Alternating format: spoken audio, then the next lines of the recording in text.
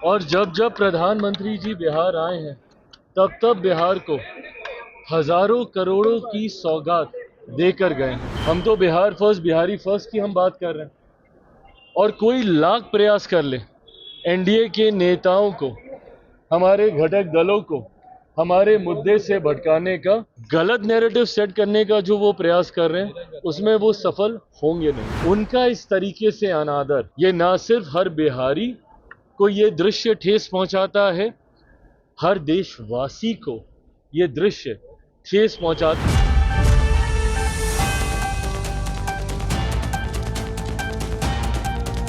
नमस्कार, मैं सुरभि मानसी और आपने देखना शुरू कर दिया है एकदम कड़क। तो हाल ही में प्रधानमंत्री नरेंद्र मोदी के एक बार फिर से बिहार दौरे पर आने को लेकर बयानबाजी सियासत में काफ़ी तेज़ी से बढ़ गई है, चरम सीमा पर है अपने। वहीं चिराग पासवान एकदम अडिग है और कहा उन्होंने कि मेरा फोकस साफ है, बिहार का विकास यही मेरी कामना है। और साथ ही साथ तंज कसते हुए साधा निशाना आरजेडी के संरक्षक लालू यादव पे, कहा ये किसी दलित समाज का अपमान नहीं है। उन्होंने अंबेडकर जी के फोटो के साथ जो गलत किया है उसको लेकर नाराजगी जताते हुए उन्हें कहा है कि ये एक तरह से कानून का अपमान है, संविधान का अपमान है, इस पर कार्यवाही करनी चाहिए। और उन्होंने क्या क्या कहा, आइए जानते हैं। बहुत महत्वपूर्ण दौरा उनका बिहार का कल होने जा रहा है। नहीं, बिल्कुल प्रधानमंत्री जी, खुशी हम सब बिहारियों को इस बात की है कि प्रधानमंत्री जी की प्राथमिकता में जिस तरीके से बिहार दिखता है, ये दर्शाता है कि विकसित बिहार बनाने के लक्ष्य को लेकर मेरे प्रधानमंत्री कितने ज्यादा गंभीर हैं। और जब जब प्रधानमंत्री जी बिहार आए हैं तब तब बिहार को हजारों करोड़ों की सौगात देकर गए हैं, और ये ऐसी सौगात है जो धरातल पर दिखती है।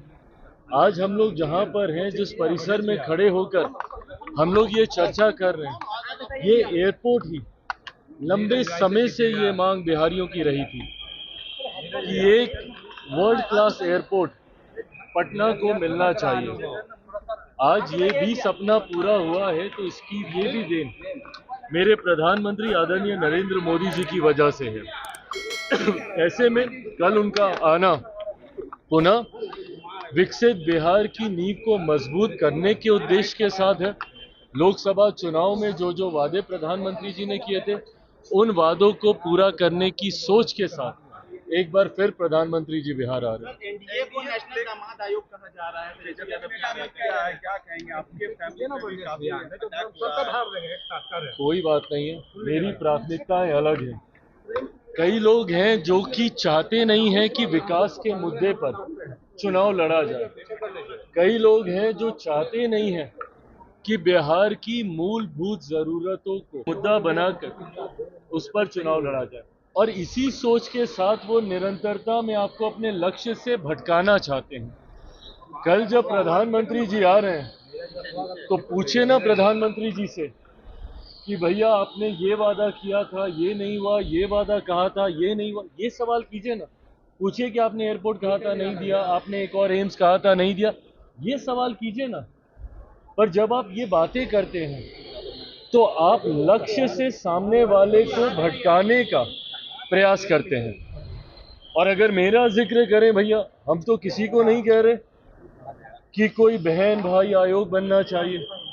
हम तो बिहार फर्स्ट बिहारी फर्स्ट की हम बात कर रहे हैं, और कोई लाख प्रयास कर ले एनडीए के नेताओं को, हमारे घटक दलों को हमारे मुद्दे से भटकाने का, हम सब प्रधानमंत्री आदरणीय नरेंद्र मोदी जी की सोच, मुख्यमंत्री नीतीश कुमार जी के विकसित बिहार की सोच के साथ, बिहार फर्स्ट बिहारी फर्स्ट की सोच के साथ हम लोग आगे बढ़ रहे हैं।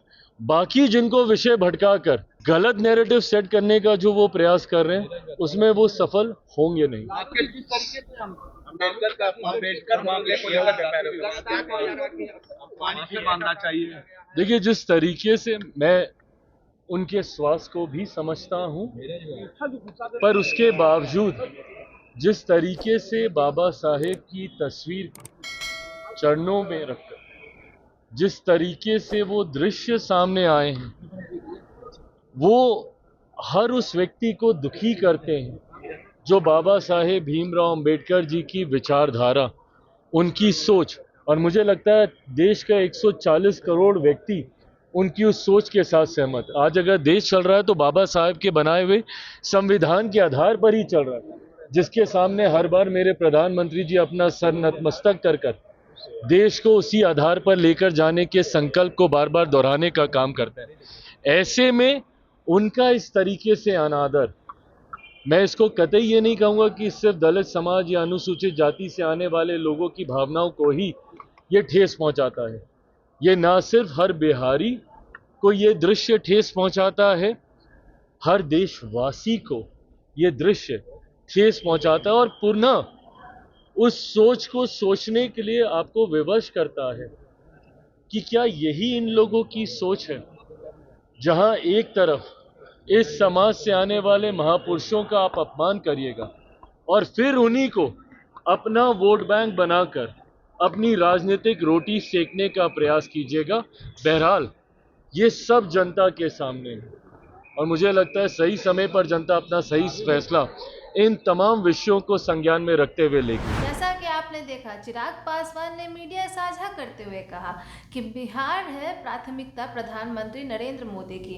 जब भी आते हैं बिहार लाते हैं 1000 करोड़ रुपए की सौगात। हमारा लक्ष्य भी है फर्स्ट बिहार और बिहार को विकासशील बनाना और अब बिहार मार्ग पर उतर गया है विकास के। जल्द ही जल्द विकसित बिहार का निर्माण होगा और अन्य डिजिटल तौर पर भी आधुनिकता देखने को मिलेगी, क्रांति देखने को भी मिलेगी।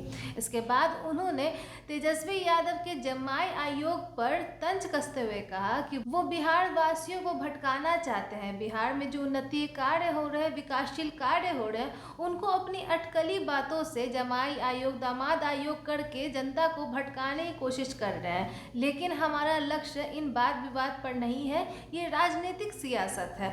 लेकिन ये देखना दिलचस्प होगा कि एक तरफ चिराग पासवान कहते हैं कि राजनीतिक सियासत है, लेकिन बिहार में इस वर्ष विधानसभा चुनाव है, जिसको लेकर एक दूसरे पर तंज कसना और एक दूसरे पर निशाना साधना और सियासी राजनीति खेलना, ये तो अभी चल ही रहा है। गर्मा गर्मी बनी हुई है और काफ़ी वाद विवाद हमें देखने को इस वर्ष मिल सकते हैं बिहार के विधानसभा चुनाव को लेकर। लेकिन आपकी क्या राय है, कमेंट बॉक्स में हमें साझा करें। आप किसे बिहार का सीएम बनते हुए देखना चाहते हैं, हमें ज़रूर बताएं। लाइक करें, सब्सक्राइब करें और बेल आइकन प्रेस करना ना भूलें ताकि आपसे कोई भी अपडेट मिस ना हो जाए। बने रहें एकदम कड़क के साथ। धन्यवाद।